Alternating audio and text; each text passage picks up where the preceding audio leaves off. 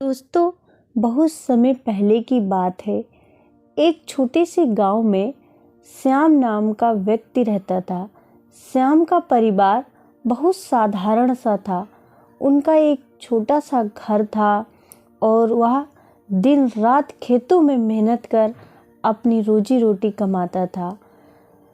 श्याम बहुत साधारण जीवन जीता था, लेकिन उसका दिल बहुत बड़ा था। वह बहुत दयालु भी था।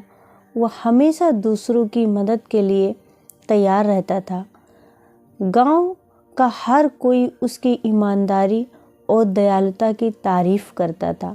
श्याम की आदत थी कि वह हर ज़रूरतमंद की मदद करता था। खेत में काम करते समय अगर कोई भूखा जानवर भी आ जाता तो वह बिना सोचे समझे अपने टिफ़िन का खाना उस जानवर को खिला देता था। अगर कोई राहगीर भी गरीब भूखा होता तो भी उसे भी अपने हिस्से का खाना दे देता। श्याम की पत्नी गीता उसकी इन सब आदतों से बहुत परेशान रहती थी।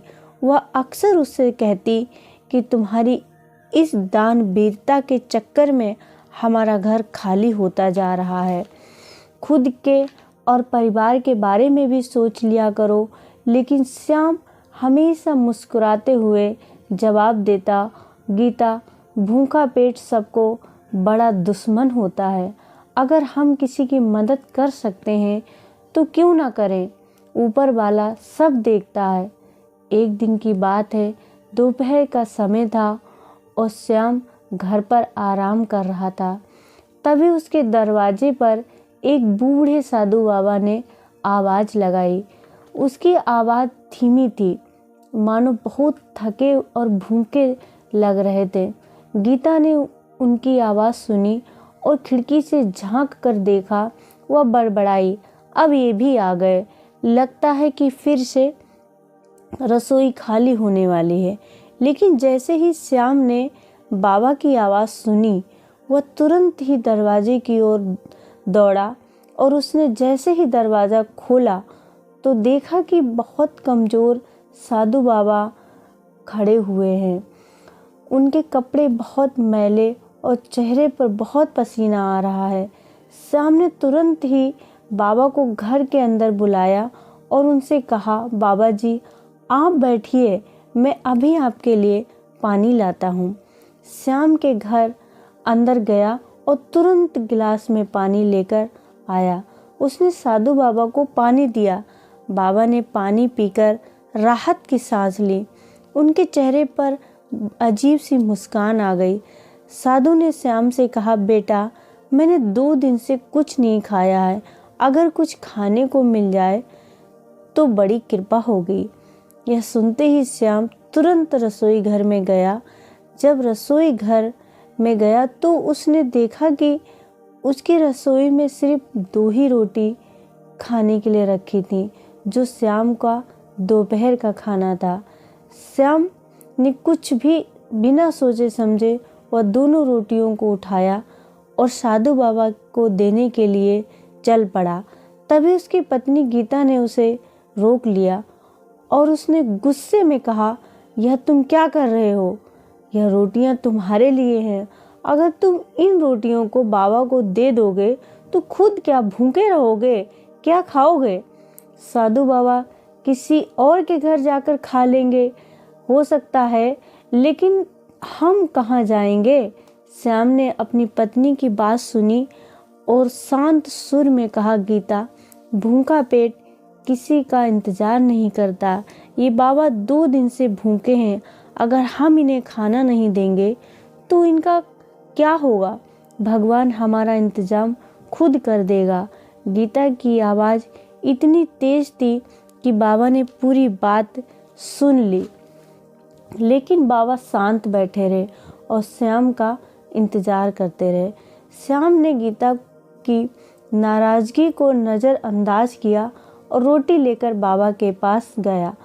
उसने रोटियां बाबा को के सामने रख दी और कहा, बाबा आप इसे खा लीजिए, यह हमारे घर का सबसे अच्छा और स्वादिष्ट भोजन है। साधु बाबा ने कुछ नहीं कहा। वो बहुत भूखे भी थे, इसलिए उन्होंने चुपचाप रोटी खा ली। खाने के बाद उन्होंने पानी पिया और सुकून की सांस ली।